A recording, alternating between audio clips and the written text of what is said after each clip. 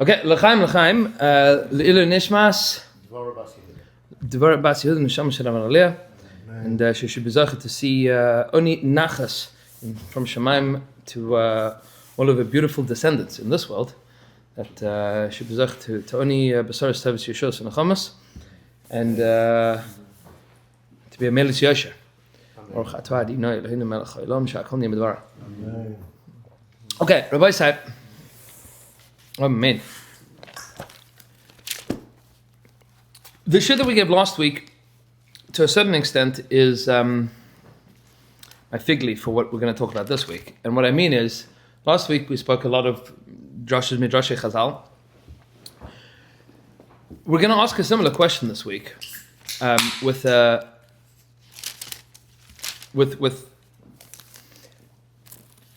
I don't want to say that I'm going to sound like a kofar, but I'm going to sound like a kofar.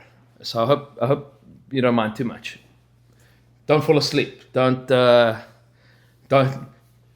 go until we get to a little bit of the end. Otherwise, you're going to fall off the ride. But maybe we'll see. Maybe you fall off either way. But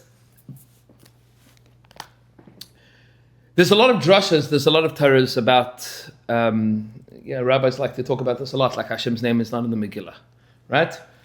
Nowhere in the Megillah does it talk about Hashem's name. It is peculiar because it's miracles that were hidden and all the rest of it.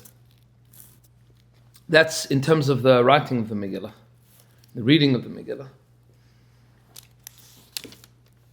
But the content of the Megillah is also entirely secular. Meaning, I'm not sure that this would be in Tanakh. Like, if it wasn't in Tanakh, and you read it in English, and you had never heard of the story of Purim before, and instead of saying Mordechai Yehudi, it said somebody else from another nation, there is absolutely nothing in this book that speaks about God. It's not just that Hashem's name is not mentioned. It's that the book itself is not a religious book. Doesn't say that. That's a medrash. Different kinds of kelim. We read it. That came from the Beis Hamikdash. We have the medrash and we read it like that. But the text itself doesn't say that they came from the Beis Hamikdash. There's no text here whatsoever that says that this came from the Beis Hamikdash. There's no text here that mentions God or godliness or avodas Hashem at all. By the way, the most religious event that occurs in the entirety of the Megillah is the fast that Esther HaMalka declares. What is the contents of the fast? Fast for 3 days. For what? Because she's going to be walking into the Melech. And what are you supposed to do during the fast? It's implied that you're supposed to pray, but I don't think he said. Did he say that? No prayer. There's no prayer mentioned. They didn't mention it. It doesn't say it. Meaning, Mordechai says to Esther, this is like the frummest part of the book, Vayomer Mordechai la'ashiv el Ester. Mordechai says to Esther, Al tadami b'nafshech li'malit beis hamelech mikol ha'Yehudim. Don't imagine that you will be able to flee to the palace and escape the fate of the Jews. Ki ima charish tacharish be'es hazos, if you will be silent and not act in this moment,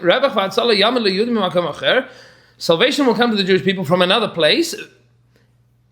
What other place?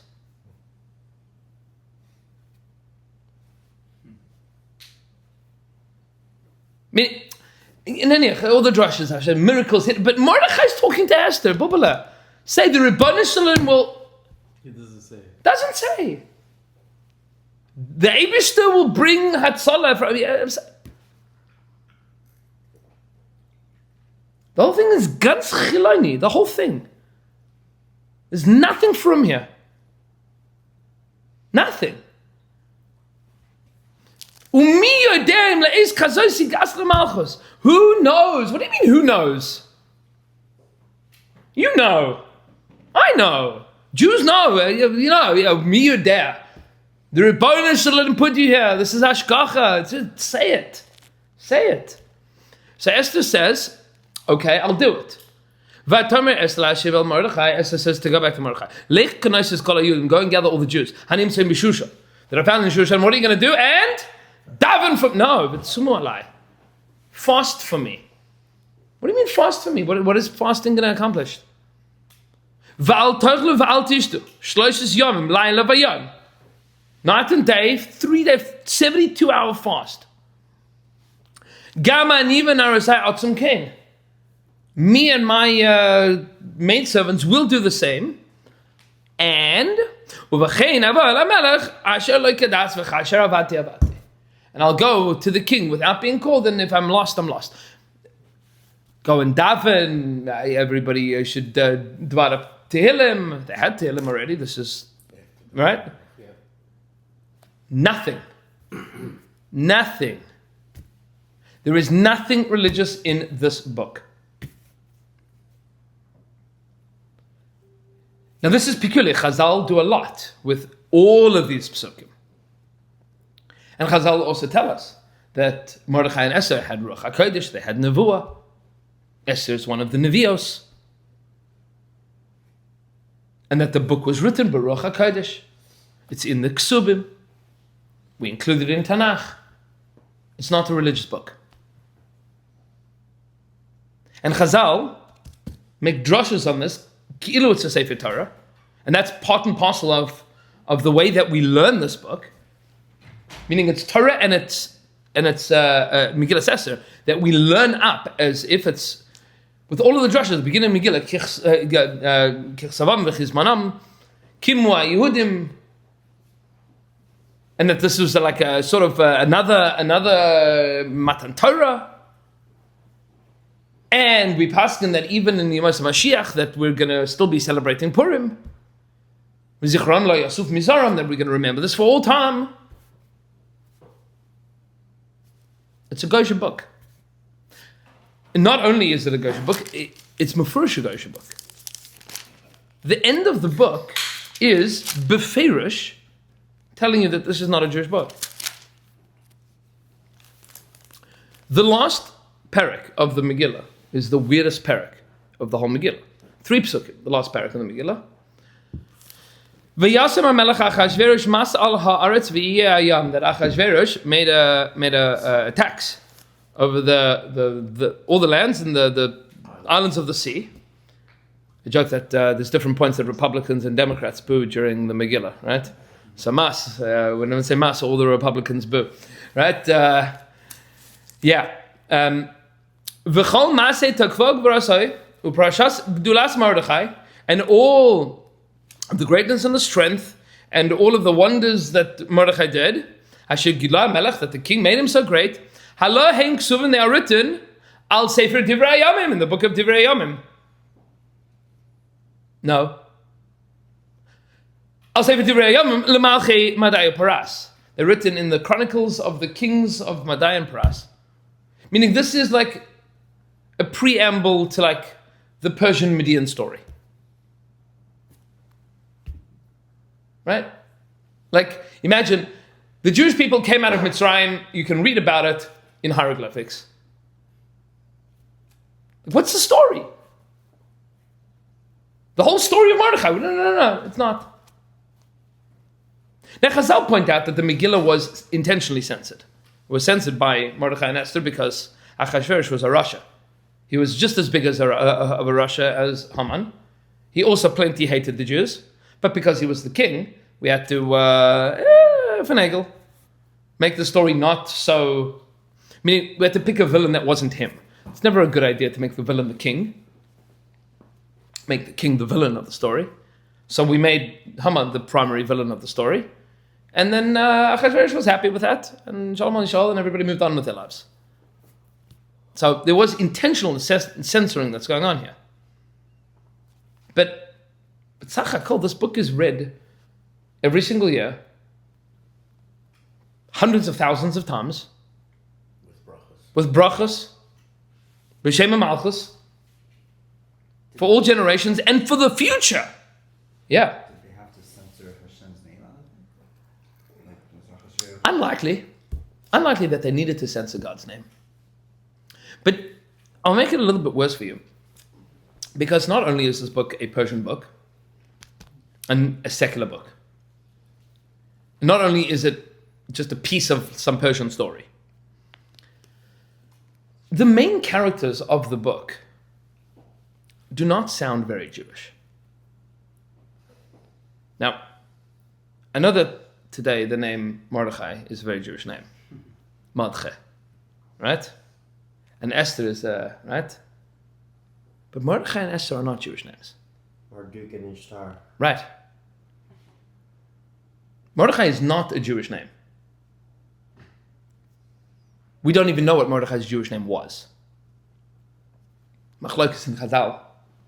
Malachi. Maybe Malachi, maybe Daniel. There's what to talk about. But in this book, his name is Mordechai. Esther has a Jewish name, Hadassah. But Esther is her Persian name. This is very common in America, right? You have your Jewish name and you have your Goshen name. And you work at B&H, right? My name is Chaim Madche, and it says, John. Just like in India. Right? Everyone's Steve. Correct. Welcome to Verizon. Right? These are not Jewish names. They're not Jewish names. And it's not a Jewish story.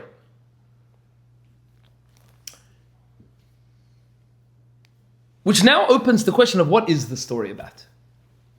Why are we reading it? And I'll ask it even more severely. Who is the story for? Meaning, obviously there is a piece of the story that is for public consumption in Persia.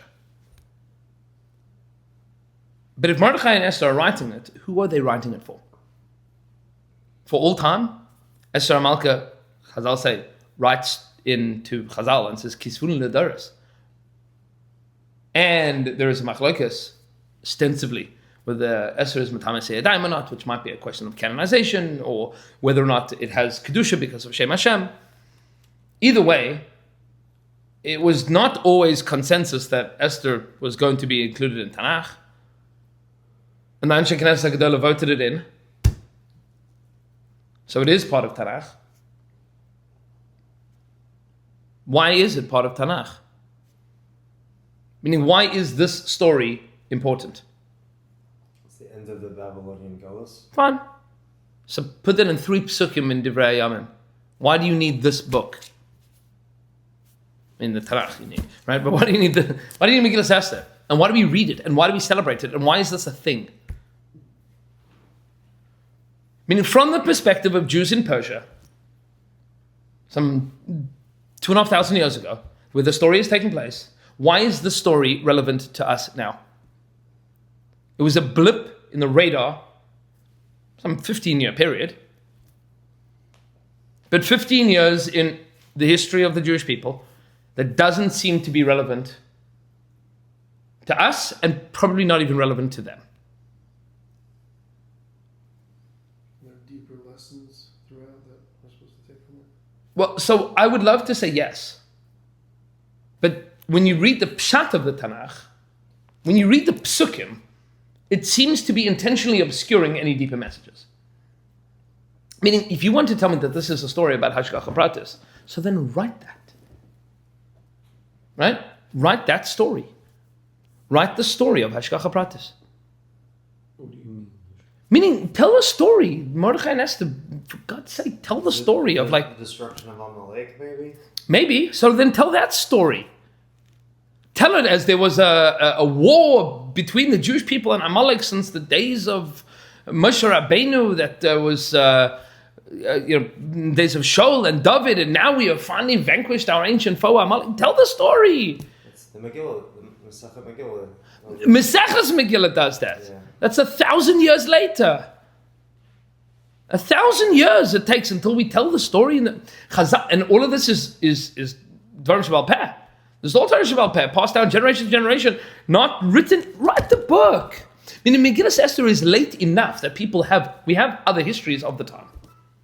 We have histories of this time period. I'm saying, we've got stuff from the Persian Empire. We have stuff from the Babylonian Empire and the Greek Empire that are all around at this point in time. We have nothing in the Megillah that makes this a Jewish story. If not for the fact that it says Yehudi, this could have been anyone. That's bigadol. I mean, if you didn't know the Gemaras, if you didn't see the Midrashim, if you didn't go to a Jewish elementary school, if you hadn't sat in on a whole bunch of drushes and videos online talking, just read the book. The book itself is not a Jewish book. Now, I'm sorry if I sound like a kafir, but I'm just read the text. It doesn't sound Jewish. It doesn't have. What does it sound like? It sounds like it's the political story. The whole thing sounds weird. I'm not saying it's a bad story. It's a nice story, if you like. You know what I'm saying? What's the literary value? Okay. I'm sure there's people, professors that talk. Right. Need a little bit. Yeah, okay, but why? Just tell me. Why do I need to? Tell me what it is. Instead of Chazal having to make the drushes, tell the drushes. Mordechai and Esther, you're part of Chazal. Right? Why don't you just tell the story straight? Give it to me as it's supposed to be. Why do I need to uncover all of this? Every other Megillah is straightforward. No, but every other Megillah is very clearly allegorical. I mean, Shirashim is allegorical. Eicha is Nevuah. Right? Koheles is for sure all allegories. Chachma Shlomo. Rus is a story that happens historically in the times of the Nevi'im. That is a story that is important for you to know about Malchus Beis David. Meaning, compare the end of Rus, for example, to the end of Megillas Ester. The end of Rus is David, V'yishai Holidus David. I know what the whole of Rus is about because of the last pasuk. Right? That Yishai gave rise to David, and that he is a descendant of Rus. That's a valuable story to know. The origin story of the great Jewish king. The end of this Megillah is, and nothing happened. And they lived miserably ever after. What's the end of the story? Esther is still married to Achashverosh. The Jews are still in Persia. Mordechai is not going to get killed. The hilarity of the whole of Megillas Esther, by the way, is that if you were a Jew that didn't live in Shushan, you weren't privy to the story. The whole thing was 2 tweets. That's the whole story. I don't know what, now that it's called X, what do you call, it's called a tweet still? Probably. It's called an X? I don't know. Post? I don't know. Weiß ich nicht. It's the two letters that Achashverosh sent out, right? Yeah, literally, 2 tweets. Kill the Jews. Nah, don't kill the Jews. Okay. That was the whole story. You don't know anything else going on. What else might be happening? Mordechai and Esther are going to make a beat. Why?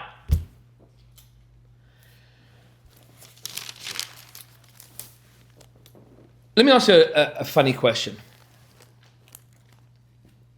From the Pshat in the Megillah, does Achashverosh know that Mordechai is Jewish?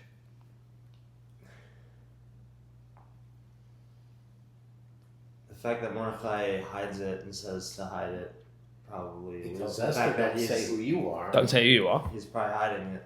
For sure he's hiding it. Right? And he's not introduced as a relative of hers at all. He's introduced as a guy that came once and saved him, Right. from poison, basically. Doesn't Haman call him Mordechai the Jew? When he's talking about When? when he's like in sackcloth outside, mourning. So, Ish Yehudi haya b'Shushan Bira. There was a Yehudi in Shushan. Ushma Mordechai ben Yair ben Shimi ben Kish Ish Yemini. We have his lineage. Asher hagla Yerushalayim Gola. Asher haglasai Yechanya Melech Yehuda. Asher hagla Nebuchadnezzar Melech Bavel. He was an exile from Jerusalem. And then we hear that Esther is taken to the palace of the king. And Mordechai tells her, don't tell anybody that you're Jewish. And we spoke about that Al Pi Drush last week. We Drush a little bit Al Pi side. And then we hear a story, Mordechai is sitting in the palace of the king. If Mordechai is sitting Bishar HaMelech, what does that tell you about Mordechai? He's an important guy. Very important guy. Wasn't he one of his advisors? Yes? Has to be. Because otherwise, what's he doing Bishar HaMelech? Meaning he's a very important person in the government. Very important. How did Mordechai become such an important person in the government? He was one of the people in Sanhedrin, maybe beforehand. But then, He knew all the languages. Pshat in the Megillah, how does he become important? He saves the king's life. No, before that. He's already important before this. He's already important before this. Chavra. He was at the party? We don't know that he's at the party. Chazal say, Ish v'ish, Mordechai and Haman, that both of them were at the party. Yeah. But we are introduced to Mordechai only in Perek Beis, Ish Yehudi Haya b'Shushan Abira. There was a Jewish man in Shushan, and his name was Mordechai, and he has this cousin, relative called Ester, who is Hadassah, who is taken to be the queen, who he then informs not to divulge the fact that she's Jewish. Does anybody know that they're related? No, for sure not, right? Otherwise the whole story couldn't have happened. So their relationship is not known. The fact that he's Jewish is not known. The fact that she's Jewish is not known. But would the fact he is Jewish be known because he's exiled from Yerushalayim? So We know that. But how, wouldn't Achashverosh, wouldn't they know, oh yeah, that's the guy, he came from Jerusalem. Like, wouldn't they know? Good. What does that tell you about Mordechai? He hid it very well. Maybe. He did very well. How do you hide that very well? You have to create a whole fake identity for yourself. Like, Right. How do you... Or, Oh, that's why his name's Mordechai. his name is Mordechai, right? Or, he is culturally very Persian. But wouldn't they still say, oh, where were you born? Where did Maybe. you grow up? Maybe, but he's very culturally Persian.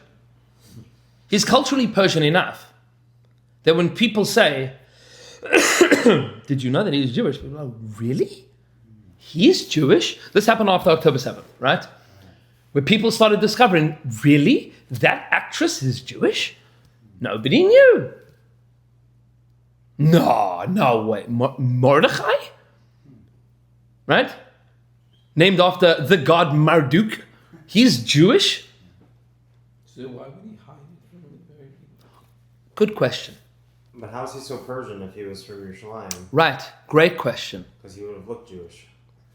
I mean, or maybe he looked, Middle Eastern like everybody else. Culturally, he is... Persians are also very different looking than... That's true. Or Median or Babylonian. Right. I'm saying like, there was a melting pot of people that are going on here. But nothing about Mordechai screamed Jewish. Nothing about him was like, oh. You know what I'm saying? It wasn't like he had a Beckish and a Strommel and pears and white socks. Like he didn't... You know what I'm saying? Like he didn't speak English or English with like Yiddish grammar. He didn't answer every question with a question. Like to Achashverosh, he is part of the populace of Shushan. You have to say that, otherwise the story doesn't make any sense. Right? Meaning, with all due respect to the Art Scroll stories, like in the descriptions, whatever, like it wasn't like he was walking around with tzitzis. Didn't look that way, certainly. He probably was wearing tzitzis to that. We'll get to tzitzis later. But he didn't look Jewish. He didn't act Jewish. He didn't sound Jewish. He looked like somebody that is like, never thought he was Jewish. Look at that. Which means that Mordechai didn't look or act or speak any differently than any of the other assimilated Jews in Shushan.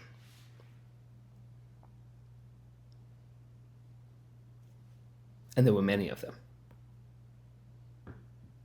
How did you get so many assimilated Jews in Shushan? Because these were the Jews that hadn't gone back. Remember, 70 years have gone by, at least according to Achashverosh's count, which is different from Daniel's count and different from Yirmiyahu's count. When the 70 years begins, ends, whatever. But there are Jews that have already gone back. There are Jews that have gone back and that have started building the Beis HaMikdash. Who went back? Who was the leader? The first leader that went back before Ezra was Zerubbabel. Zerubbabel was an heir to Davidic lineage. Zerubbabel ben Shaltiel, he goes back. Correct. So he goes back. Who does he take with him? All the from Jews. Right? I mean, the original Aliyah back to Eretz Yisrael were all the people that were like, what are you doing in Persia? What are you doing in Babylonia? Becomes Persia. What are you doing here? Let's go back. Let's go back to Eretz Yisrael. We got to go back. By the way, they do go back. The first pasuk in Ezra, Achashverosh shows up in Sefer Ezra. You know this, yes? The fourth parak of Sefer Ezra, Achashverosh shows up.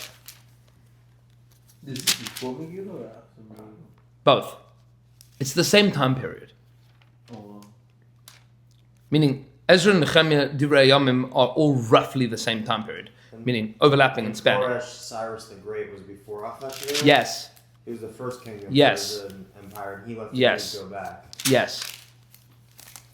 How many years was that before the book of Esther? It's debatable. But I'll tell you what the pasuk tells us. Pasuk says in the fourth parak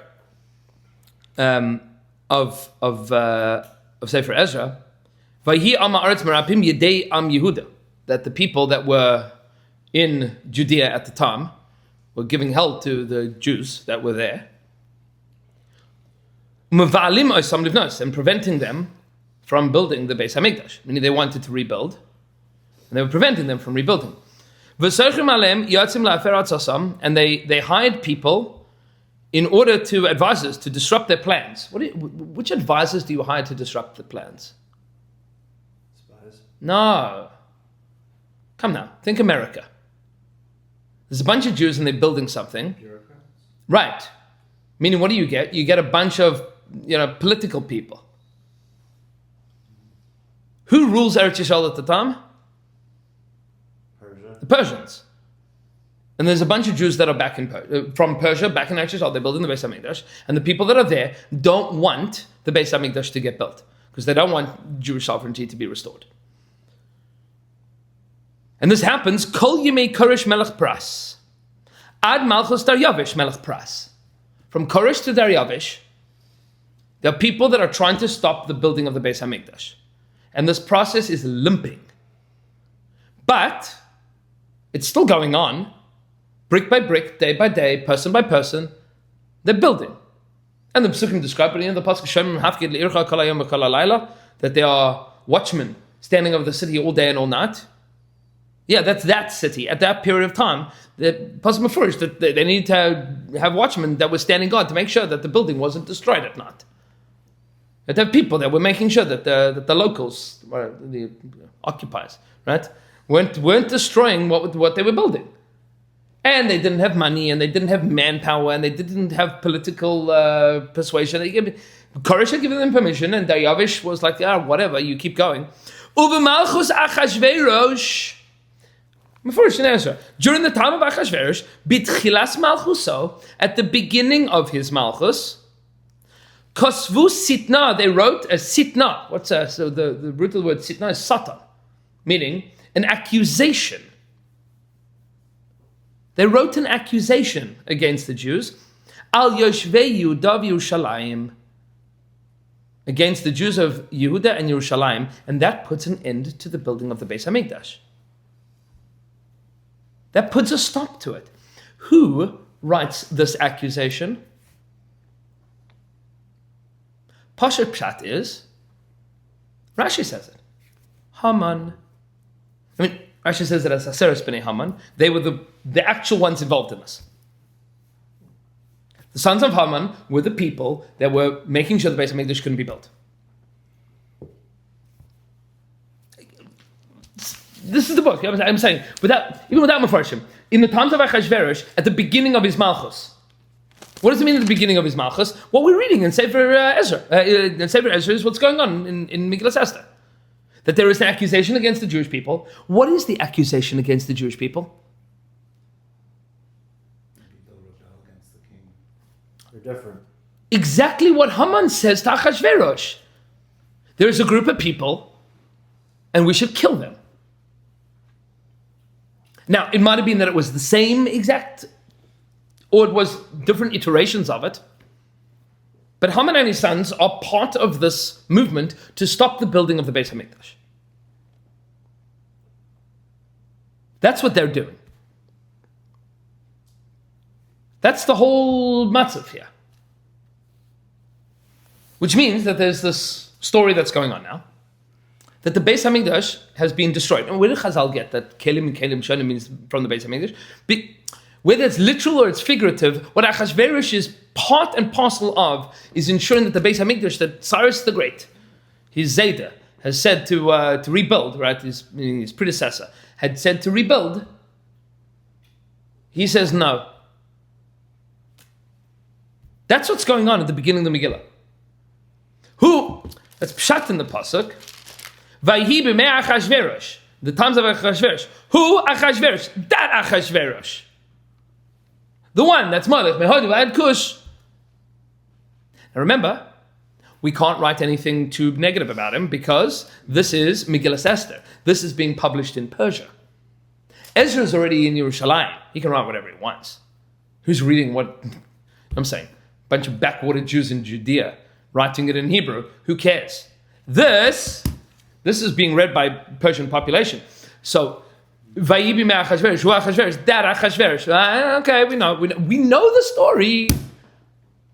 We know what's going on here. But here's the point, is that who lives in Shushan? Which Jews are in Shushan? The Jews that didn't go back. There's a whole bunch of Jews that have gone back to Eretz Yisrael, that have gone back to Yerushalayim, that are building the Beis HaMikdash. And then there's a bunch of Jews that are in Persia. And Persia's great. There's a lot of parties. There's a lot of parnasa. Things are wonderful. And there is massive political pressure that has been put on Achashverosh to stop the building of the Beis HaMikdash. And who needs to now deal with this? What'd you say? Well, eventually. But who should be dealing with this? The Jews of Shushan. And they don't. Well, if they're assimilated, they may not care. That's the point. These are Jews that live in Shushan. Yeah, they have shuls and schools and mikvahs and eruvs and kosher sushi. Or maybe there weren't shuls and mikvahs. Maybe they weren't. But, practically, They were happy where they were. don't rock the boat. Don't rock the boat. Massive political pressures being put on, it's mefurish. Massive political pressures being put on Achashverosh to stop the building of the Beis HaMikdash. And it's like, what do I care? Stop it. Stop it. Who cares? And now it's stopped. And now you have a group of Jews that are living in Shushan that are now patrons of this fellow. He's relying on them for political power, as we pointed out, because he doesn't have a strong political seat.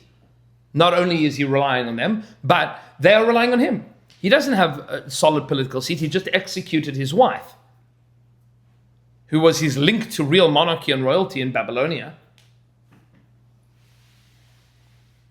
And he's got his own problems. The story that the Megillah doesn't tell you is what we know from everything else going on at the time. Achashverosh has wars to fight. Pashat Pshat in the Megillah, in between the psukim, is he makes his party 3 years into his reign to consolidate political power. And 4 years go by until Esther becomes the queen, or Esther's taken to the palace. Pashat Pshat is in those 4 years, what was Achashverosh doing? Gaining power. Trying to accumulate power. He was at war. Who was he fighting? This is in the movie Sparta. Yeah. The Greeks. He's fighting the Greeks. He's fighting the Greeks. And he's not doing well. He ends up not defeating the Greek Empire. The Greek Empire eventually becomes the dominant empire in the world. Now there's a funny story that Chazal tell us. You might be familiar with the story. One of the reasons that we stomp our feet when we say Haman is because there was a agreement between Mordechai and Haman. Anybody know this story? It's a Medrash. Yalkut Shimoni tells the story. It's a Medrash Sachar Tov, and it's in the Yalkut Shimoni. It's in a few other collections of Midrashim. That Mordechai and Haman knew each other. They knew each other from their days in Achashverosh's army. And that at some point in time, Haman's unit had run themselves out of supplies, and Mordechai's unit was able to rescue them. And Mordechai says to Haman, "Why should I rescue you?" And Haman says, "I will sell myself to you as an Eved. I'll be your Eved. I'll sell myself to you."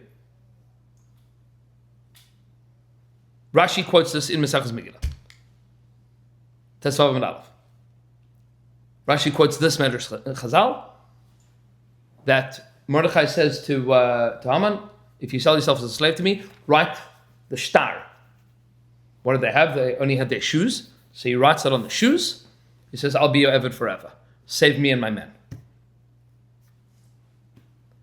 Now, whether that story is literal or not literal, one thing that Chazal are telling you is that what was Mordechai's position before he was sitting Bishar HaMelech? He was a mefaked in the tzava of Achashverosh. And so was Haman. Meaning, as Achashverosh is accumulating political power, Mordechai becomes a very important person. How does Mordechai get away with being Jewish but not being openly Jewish in Shushan? Because he's a really chashuv guy. He's part of Achashverosh's inner circle of generals. He becomes one of the advisors of the king because he fought for him. His loyalty has been tested and proven. How come Mordechai overhears Bigsan and Zeresh plotting their plot? Because he's there. He's there. He's part of the inner circle. These guys are part of it too. They don't like Achashverosh, because 1,000 reasons. Maybe they are Babylonian sympathizers. Maybe they were hired by the Greeks. Maybe they think that he's done a poor job managing the country, the army. They have reasons to execute him. Mordechai comes to his rescue. Mordechai saves him. Mordechai is very loyal to Achashverosh. Now you have a very, very important question to ask, which is why? Why is Mordechai so loyal to Achashverosh, the guy that has stopped the building of the Beis HaMikdash? Keep your friends closer, your enemies closer. I'm saying, but what's he doing fighting for him? Well, that's his home. Shushan's his home. So, let the guy die. He's the guy that stopped it. Let him drop dead. Better luck next time. He can influence him. Does he know that? Well, yeah, he's clearly a pleaser, like you described in He is. previous. He is a pleaser, but Mordechai has a very hard time with this whole. Meaning, if not for the whole story with Vashti and Esther, like Mordechai's chances of getting anywhere, nothing. Maybe he was building up loyalty to his division and his army. Maybe. We don't have any indications of this. What I'm saying is what we know about Mordechai. If he is sitting Bishar HaMelech, it means that he's chashuv. And Chazal tell us, slip in that piece of information, that he was a Sar Tzava. which, knowing what we know historically about Achashverosh, who's Xerxes, right? Knowing what we know about him and knowing what we know about his wars, and the 4-year gap that is like absent, nothing happens. It's very clear in between the lines here, like, Ish Yehudi haya b'Shushan Abira, how? How did he get there? What does Ish Yehudi mean? He's a Judean man. He's a Judean, right? Meaning his origins were Judean. He's been part of the Persian Empire for a long, long time. Asher Glav in Yerushalayim, he has old roots in Jerusalem. But practically, loyal Persian. And he's proven himself to be loyal. Mefurish in the Pesukim, he's proven himself to be loyal because he saves the life of the king.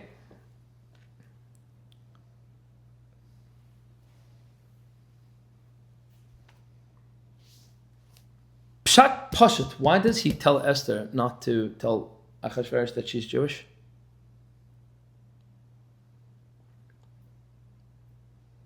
Don't rock the boat. You really want him to find out that you're Jewish? Just when you go to work, you take this off, please. There was a time in America that was normal. Right? When you go to work, you put the yarmulke in your pocket. You're not called Chaim, you're called Hami. Right? Like that fooled anyone. Don't rock the boat. Your name is not Hadassah, your name is Esther. I'm Mordechai. Sit down, shut up, don't rock the boat. You know that when Haman says that everybody should bow to him, why doesn't Mordechai bow to him? Because he's supposed to bow to Mordechai. But without that Medrash Chazal, Pshat in the Pesukim, why doesn't Mordechai bow to him?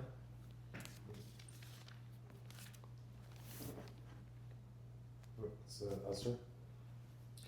Where does it say Aser? Stop being so frum. It's not a frum book. Why doesn't he bow to him? What did the Psukim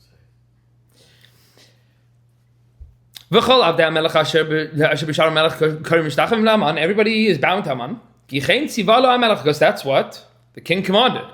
Mordechai didn't bow. Why not?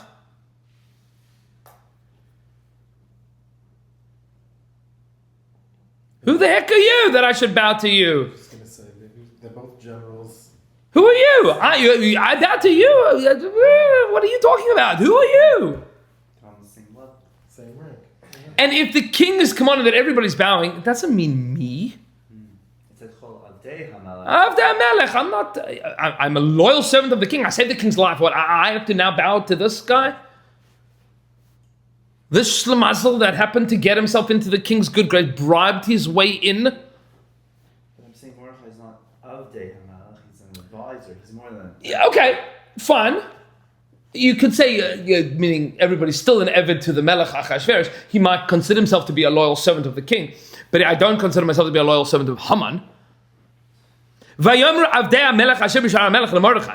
do all the other fellows that are B'shar HaMelech say to Mordechai? All the other Choshev Avdei HaMelech. What do they say? Madua ata over is Misvat HaMelech. Right? Why are you not listening to the king? Vayhi b'amram k'amram elav yom yom v'lo shama lehem. He don't listen to them. He's like, what? Why do I need to? I mean, what does it sound like? If without all the frumkat, what does it sound like? That this is a battle of wills and egos between two Avdei HaMelech. And a power play also. 100%. The whole thing is a power struggle. Yeah, he became the guy in charge? Absolutely not. Stick it to him. Vayagir la'aman. They told Haman, Liros hayamdu divrei Mordechai. If Mordechai is going to stick with what he says, ki yigid lahem. Something fascinating happens. Ki yigid lahem asher hu Yehudi. Haman discovers that Mordechai is Jewish. Now Haman's part of the plot to stop the Beis HaMikdash being built. He's an anti-Semite. He's been an anti-Semite for a long time. He's not an Right. Oh, Mordechai's a Judean? Ooh, this just got deep. This jerk that does... It's not just an ego trip. This is now because he's trying to stick it to me, which means he is not a loyal Persian. Dual loyalties. The king doesn't want the Beis HaMikdash to be built. I managed to convince him of that. This guy is sticking it to me. I know what this is about. The only two people that know what this is about are Haman and Mordechai. There's a problem though. Vayar Haman ki ein Mordechai kare mishtacha v'levi malei Haman chima. Haman gets angry. He's so angry. Because this is getting to the core of his root hatreds here. Vayivez beinav l'shloach ya b'Mordechai levade.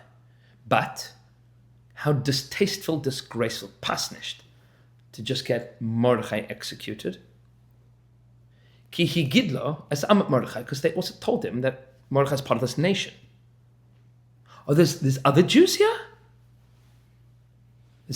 There are more of these disgusting, despicable Jews? They're also here? You do know. No. Everybody said it. Remember, all the frum Jews have left. They've all left. The people in Shushan are the people that stayed because Parnasa. Right? Same reason there are still a few That's in it. Iran. 100%. Where they don't belong. There are Jews in Iran, their friends don't know they're Jewish. So why did Mordechai stay? Good question. And is he a frum Jew? Because that's what we've been led to believe. Like the frumest of the Jews. The Megillah doesn't seem to say so. The Megillah doesn't tell us Mordechai was from. And that Esther was from. In fact, the Megillah tells us the opposite. Pshat Pashat in these psukim is once the decree goes out, Mordechai goes crazy. Mordechai yada es asher nasa. Mordechai finds out what happened. Mordechai is Bishar HaMelech.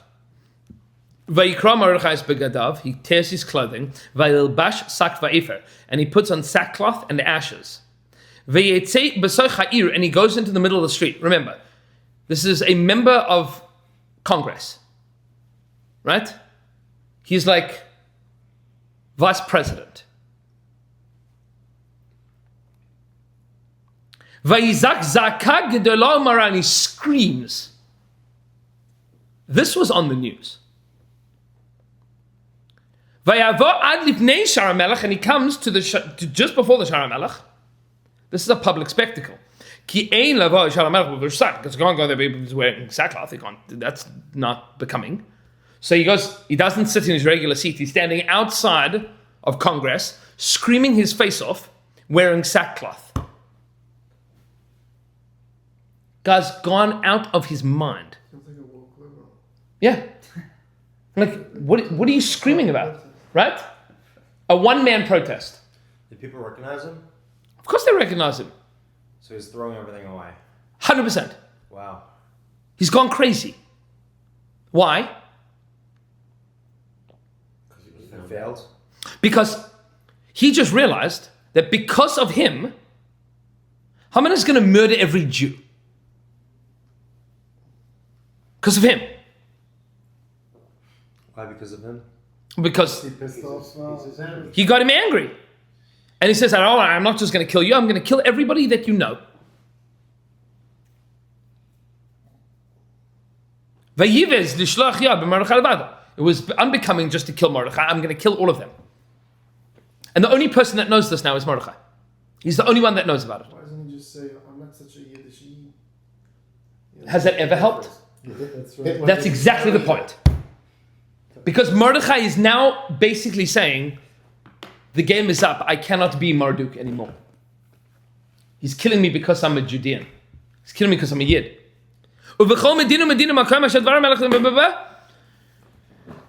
News spreads like wildfire. Everybody's crying and mourning sackcloth and ashes. Everybody's wearing sackcloth and ashes, screaming their faces off. All of a sudden. They come and they tell Esther. And what happens? And she gets very, very upset. What's she upset about? She'll get discovered too. No, much worse than that. Well, right now she's with Achashverosh. She's stum. What does she do? What does she tell Mordechai to do? Tell everyone to fast. No. To remove this. Tishlach begadim la'albishus Mordechai. Send him new clothes. La'asir sakom alav. Take the sackcloth off. But Lokibel doesn't accept it. What does she say to him? Are you out of your mind? Stop rocking the boat. You're the vice president. We had a plan. Right. This was going well. Life was fine for Jews in Shushan, and now we are all going to be murdered. Forget whatever the Beis HaMikdash thing is about. We're all going to die. Okay, so there won't be a Beis HaMikdash. We'll be in Shushan. What, now you have to get Haman so angry? Because, and he has to attribute this to the fact that you're Jewish? You let your Jew out. How did Haman discover that he was Jewish? Yigid lahem she'u Yehudi. Somebody told him. It was told to him, yeah. It doesn't say who. News got out. Do we have any How did they idea know? what the source was, or just it slipped somewhere and Slipped. someone put two and two together? Now, by the way, Nobody has an opinion. You have all of these opinions, but the point is that it's bedafka not important. However it got out, Haman's chevra are like figuring out, who is this guy? What's going on here? Why doesn't he? I'm saying, however this got through to Haman, and remember, who doesn't know about this? Achashverosh. Achashverosh has no idea that he's married to a Jew and that his vice president is a Jew. Has no idea. And Mordechai's just gone absolutely crazy. Screaming in the middle of the street. Nobody even knows what he's screaming about. Remember, he's the vice president. It's just like, just put the clothes back on and stop. So But look, why is he insisting on continuing this if he knows what's at stake? Exactly. You understand? That's the question. That's Esther's question. V'yaged lo leMordechai es kol asher karov es parashas hakesef asher amar Haman lishkol al ginze hamelech. Mordechai discovers not only that Haman hates him and that he wants to kill him, but that this is a conspiracy. That he's bought off the king. That there's been massive amounts of money that have changed hands here. All under his nose. And that he's responsible for this, at least partially. Haman hates Jews, but he wasn't going to kill all of them. He didn't. Now he had an incentive.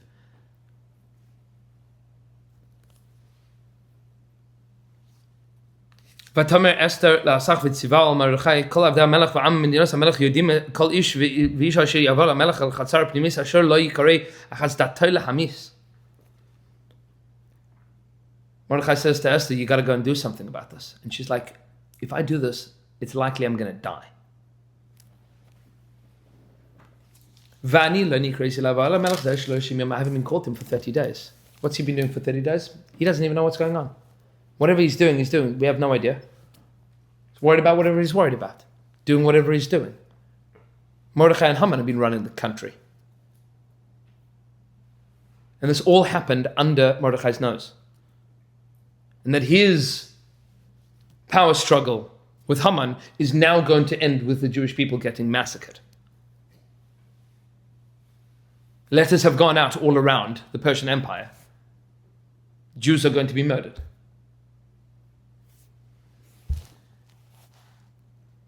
And this is when he says to Esther, don't think that you're going to survive this.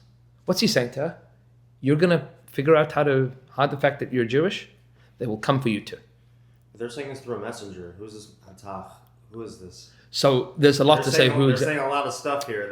Hatach might have been Daniel. Yeah. There's a lot to speak about. And that Hatach doesn't show up again afterwards because maybe Haman had him executed.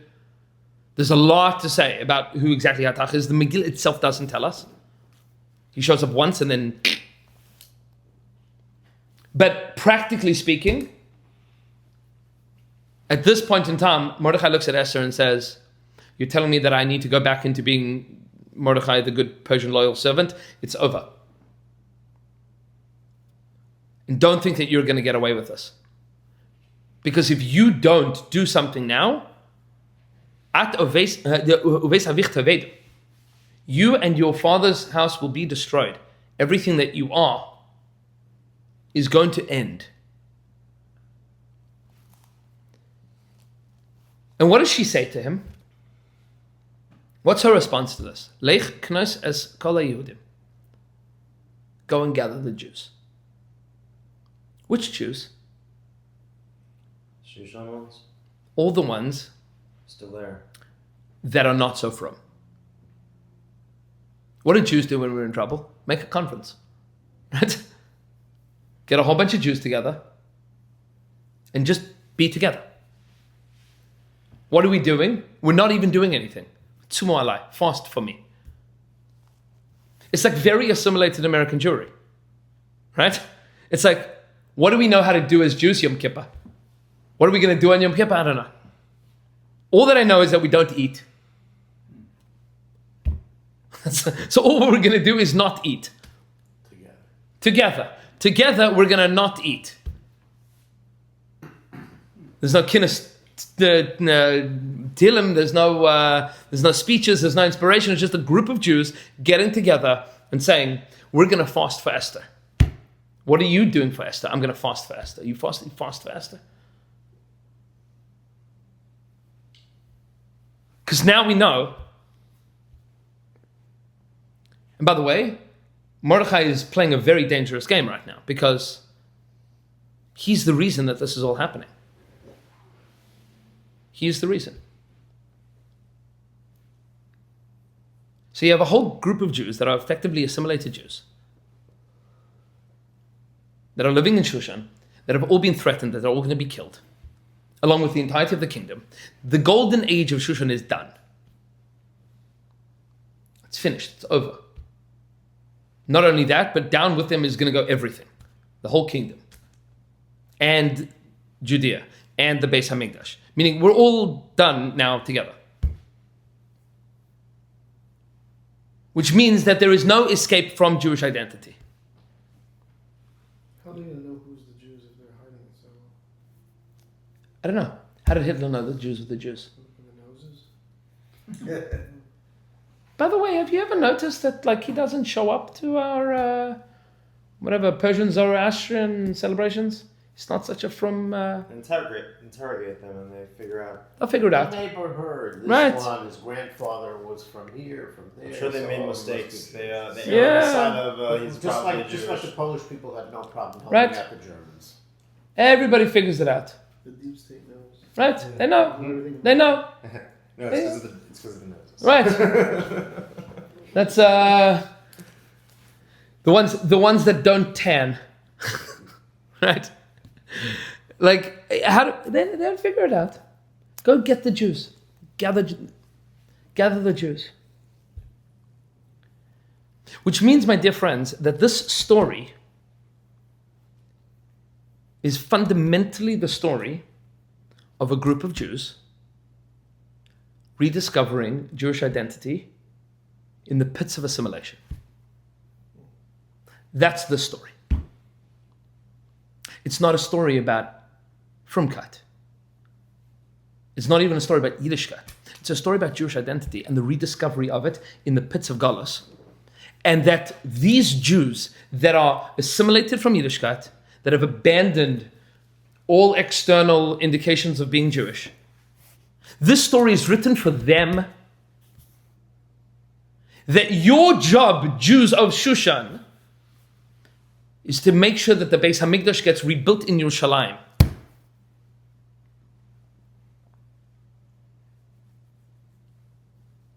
You Jews that are so distant from Torah and mitzvahs that the book that you don't talk about God, that you are Jewish. We sing at the end of at the end of the Megillah, Shoshar Yaakov Salav Samecha, Bir Osam Yachad. What were they celebrating? Bir Osam Yachad. What do they see? Tcheles Mordechai. You know what that means? That he walked outside, looked Jewish. And they realized, and this is what we sing, Chuasam Hayisala Netzach, that victory was forever, that there's no such thing as an assimilated Jew. That the job of an assimilated Jew is to petition Congress and make sure that we defend Israel. That the Yid that eats chaza on Yom Kippur is writing a fat check to the IDF. That's the Megillah. Is that the Jews that are so distant from everything, that you, Yidden, you're the ones that contribute to the building of the Beis Hamikdash. At its core, this is for you, Reb Noach, this is the Moshe ben Yosef story. This is Theodor Herzl. This is the story of Klal Yisrael, the least connected that they've ever been in massive political power situations with huge amounts of wealth and huge amounts of prominence. Finding out that the goyim that want to kill you no matter how wealthy and how prominent, how loyal you are. And not only that your Jewish identity needs to come to the forefront, but you have a job. And your job is to make sure that the building of the Beis Hamikdash continues. And does it happen exactly at the end of the story? No. The end of the story is tragic.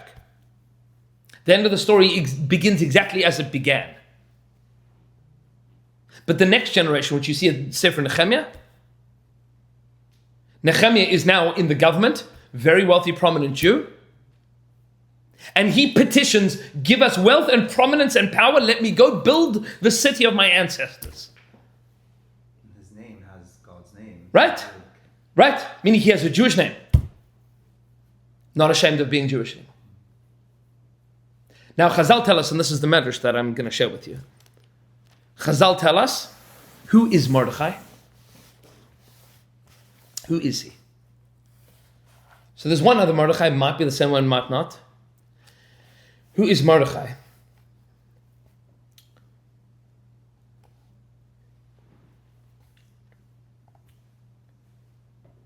At the time that there's this sitna that's written by the sons of Haman against building the Beis Hamikdash in Sefer Ezra, Umisham Yared Mordechai Sheyivne Beis Hamikdash. Mordechai is a double agent. He's sent from Yerushalayim. He's part of that crew. Meaning he was in Galus back in the days of Nebuchadnezzar Melech Bavel. He goes back to Yerushalayim with Zerubbabel. He's part of the Sanhedrin. He's building the Beis Hamikdash. And when that starts happening, when the Beis Hamikdash is not going to be built anymore because there's political pressure being put on Achashverosh, they send their man back to Persia. Mordechai is sent by the community of Yerushalayim effectively to infiltrate, to become an advisor of the king, to fight in his army, to somehow or another sway the balance of power. Mordechai is deep state. The deepest of deep state. It's like a Mossad operation. 100%. He is the original Mossad agent. He has a secret identity. He speaks Persian. He fights in the Persian army. He saves the life of the king. And when that Mamza Haman stands up to Mordechai at that point in time, is like, well, I cannot let this happen. I cannot allow him to have more power. My job is to stop that guy. That's what I'm here to do. I have to stop him. Amr Yisrael Mordechai, hu mishivta shel Binyamin. The Jewish people said he's from the Shevet of Binyamin. That says about him Venk Seif of Shachen, that the Beis Hamikdash rests between the shoulders of Binyamin. It's in the Chelik of Binyamin. The Fichach Yarad Prosbuti Kenegdan. They sent their Shaliach, their protector, to the original son of Binyamin to go figure this out. Mordechai Yarad Bishvil Sheyibane Beis Hamikdash Biyamav. He went to ensure that the Beis Hamikdash would be built in his days. V'Haman Yarad Bishvil Sheyivatel Binyan Beis Hamikdash Biyamav. And Haman goes into this to ensure that the Beis Hamikdash never gets built. Shekach Kosav Malchus Achashverosh B'Tchilas Malchus Kosav Sitna. This whole thing is all about the Beis Hamikdash. The whole of Megillas Ester is about the Beis Hamikdash. That's the power struggle that's going on here. And who are the Jews that are going to save it? The assimilated Jews of Shushan. Save it. You guys can do this. Because the Frumas in Yerushalayim, they're very religious. But they have no capital and they have no political capital. You Jews of Shushan are the only people that can do this. APAC. 100%. This is the story of the Jews of Chutz La'aretz. Meaning, why does Hashem put Jews in Chutz La'aretz at this point in time in history? Now, I'm not saying, don't get me wrong. If you can go back there, it's just all go back. Right now. Pack up and go. But is there big gadol, a purpose to Jews in Chutz La'aretz? Yeah. For how much longer? I don't know. Because what happens to the Jews that don't go back then in the times of Ezra and Nehemiah? They're finished, they're done. Like they are off the radar. At some point in time, there's a moment where every Jewish family needs to decide how we do this. But the people with the means, the people with the capacity, the people that have the ability to make changes, that Mordechai is sent to them. Mordechai gives up his dream of Aliyah. He goes back to be a shaliach. Mossad agent, big time. It's likely we will never know his real name. That's the point. Marduk. Nobody knows. And he finds an old relative there. Hadassah. Esther. And when this whole story happens, which seems to be while he's fighting in the war, right? In between. Vatilakach Esther, she's taken. That he doesn't necessarily have, and he says to her, just don't blow the cover. Don't blow my cover. Don't blow your cover. Don't rock the boat. Don't rock the boat. And this story is written for all the Jews that say, don't rock the boat. And when this Mossad agent is finally revealed for who he truly is, this is the story of every single Jew rediscovering who they really are and knowing that Hashem has a place for you in history. That's Tshuvasam Hayisal HaNetzach. Should be a Freilich and Purim.